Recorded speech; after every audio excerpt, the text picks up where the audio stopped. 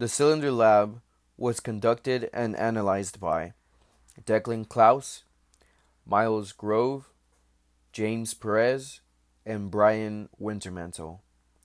In this lab, the variations of pressure at different airspeeds were examined across a 6-inch diameter cylinder. Our two test cases were at fan speeds of 350 RPM and 600 RPM, with an additional flow visualization at 200 RPM. The cylinder is fitted with 24 pressure ports, spaced 15 degrees radially. These ports measure the static pressure of the airflow around the cylinder. From these pressures, along with the free stream static and total pressures, we calculated the coefficient of pressure at each port and the total coefficient of drag on the cylinder. Flow visualization at 200 RPM was used to determine the rate of vortex shedding on the cylinder.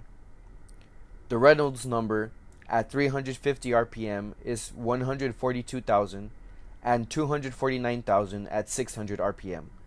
Both of these values indicate that the cylinder experiences turbulent flow, as a Reynolds number greater than 4,000 represents turbulent flow.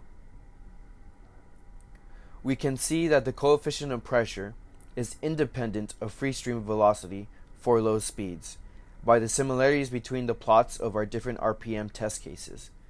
The coefficient of pressure reaches a maximum of 1 at the stagnation point, where theta is equal to pi.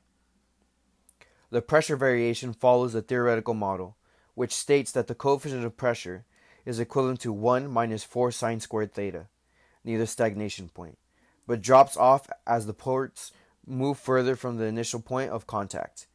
This is due to the real viscous forces that cause vortices and turbulent flow around the cylinder.